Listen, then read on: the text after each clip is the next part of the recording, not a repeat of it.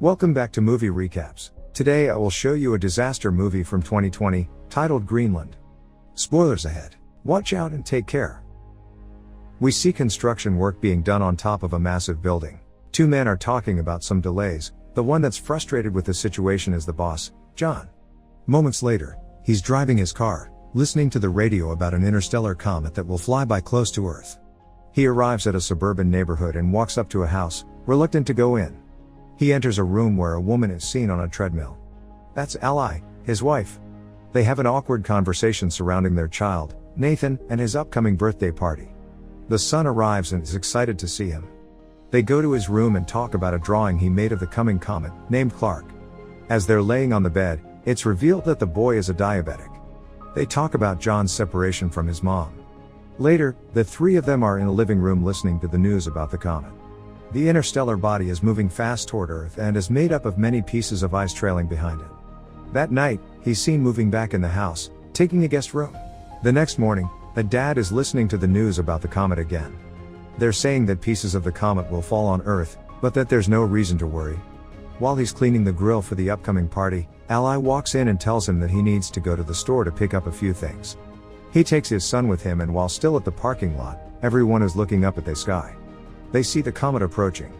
Inside the store, as they are shopping, John gets a presidential alert on his phone and then an automated call. No one else in the store is getting the same alert. He is informed that him, along with his wife and his son, are chosen for emergency shelter relocation. The same alert is shown in the house TV, but Ally doesn't see it. John quickly leaves the store with his son. As they're driving home, he sees military vehicles and planes going the other way. When they arrive home, the people have already gathered for the party.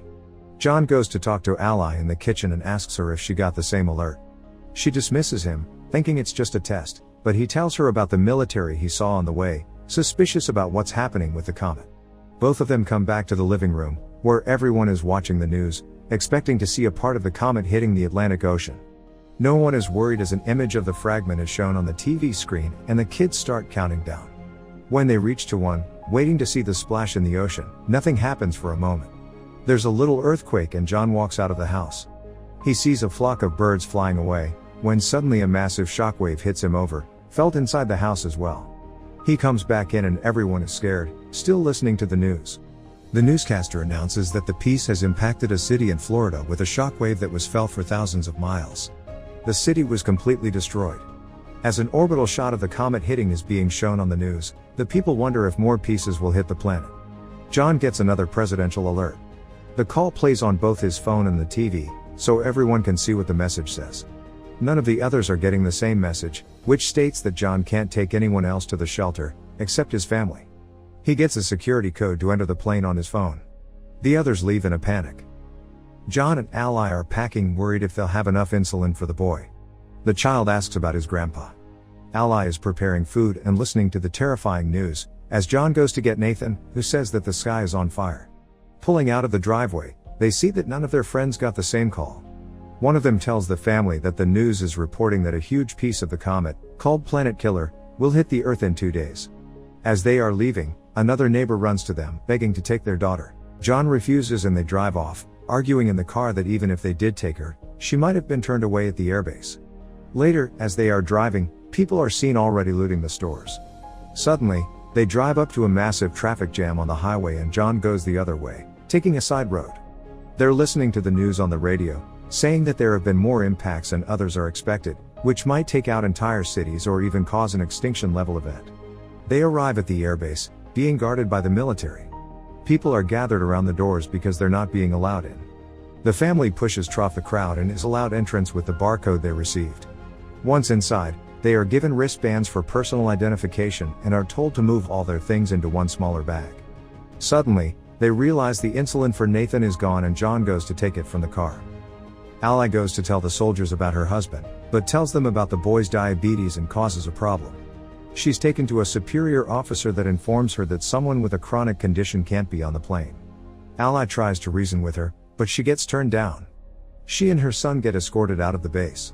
Meanwhile, John comes back and is headed toward the planes looking for them, unaware of what is happening. John boards one of the planes that's about to take off and tries to reach Ally, but can't. One of the passengers there sees the insulin and tells him about the rules regarding chronic illnesses. John panics and asks to leave the plane. Suddenly, the base gets breached and the people start shooting toward the military. The plane that John was existing has a fuel leak, so he tells everyone to get out and runs away. The plane explodes and causes a chain reaction. John finds out about his family being rejected, as the two of them are already back at the car. Nathan is already low on insulin. The chaos in front of the base continues, so John takes a while to get back at the car too. Once there, he finds a message from Ally that she's taking Nathan to her dad's place, so John goes after them. On the road there, Ally and the boy get to a pharmacy. She checks his blood sugar and they go to find insulin for him.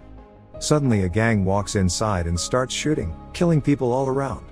They manage to escape and get into a car with some people that will take them part of the way to her dad's. The couple Ally is riding with start acting strangely very fast.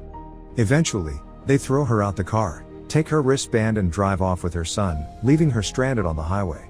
Meanwhile, John is lucky enough to find a ride up north as well. Inside the truck, John sparks a conversation with one of the men, Colin, who tells him that they are headed to Canada where the driver knows someone that has a plane and can take people to the shelters. Apparently, the military has set up the shelters on Greenland. The man tells him to find his family and meet him in Canada, so they can take one of the planes too. Another one of the people in the truck eyes John's wristband and demands that John gives it to him, but when he refuses, a huge fight unfolds. The fighting causes the truck to swirl and crash, throwing the people from the back out. The fight continues regardless and John ends up killing the guy. Colin dies in the crash. In the meantime, Ally gets another ride toward the base where the people that took Nathan are headed. He is still seen riding with them when they get to the airport base. At the first stop, as they are showing the wristbands, the boy tells the soldier that those people are not his parents and the soldier gets them escorted away, taking him inside. Later, Ally gets there too and tries to find him, from one stop to another, from one medical unit to another. She finally finds him and she's informed that he's been given insulin. The nurse says she'll help Ally find a military transport to her father's city and that she will stock her with medicine for Nathan. John breaks into a house for some water and food. He checks the news immediately, only to see that the main impact is expected in just under 24 hours. He finds keys to the family's car and takes it, getting to Ally's dad fast. He finds him playing cards with his buddies, asking about his daughter. They decide to put their differences aside and work together to find her and Nathan. Meanwhile, the two of them arrive at a gas station and call the house. John and her father go to pick them up and the family is finally back together. All of them get back to the house and see that the information John got about the shelters was true. He convinces Ally that they should go to Canada and try their luck, so they prepare for the journey there. Unfortunately, they can't convince Ally's father to join them. Suddenly, a giant piece of the comet falls nearby, prompting them to go immediately. Ally's father gives John a gun and says his goodbyes, staying behind as they drive away. John and Ally reconnect during the drive, promising to stay together. They stop for a blockade along the road, when debris from the comet starts falling all around them. John drives out from the line of cars, but the fragments are falling everywhere. Ally gets in the back to cover Nathan, while John tries to find shelter. They stop near a bridge, where others hide as well, but John runs off to help a man out of a burning car. Later that night, they continue their journey and pass into Canada. While searching for the airport, they listen to the radio and discover that they don't have much more time until the biggest part of the comet hits Earth and destroys more than 75% of all living things. As they drive, they see one plane getting air and another almost taking off, so they chase after the second one. John stops the plane by driving right in front of it. The pilot is reluctant to take them in, since he is already at full capacity, but they succeed in convincing him. John has a dream about better times and when he wakes up they are approaching Greenland. The place seems unaffected by the comet, until a moment later a fragment impacts the water and creates a shockwave that hits the plane. Both engines are failing as the pilot tries to keep the plane in the air. They glide through the air, landing smoothly, but hit the glacier. The pilots are pinned on impact, but John isn't able to help them.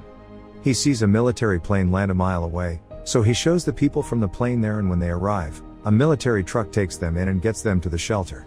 As they are going inside, the planet killer hits. The impact will reach them in a matter of minutes and the people are still getting deeper inside the shelter.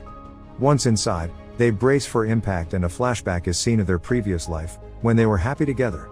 9 months later, the planet is desolated. Cities ruined completely. A radio signal is searching for survivors and establishes a connection, informing the receiving end that the dust has settled and there is no radiation. The hatches of the shelter open and reveal that the family is still alive, facing the ruin of the planet.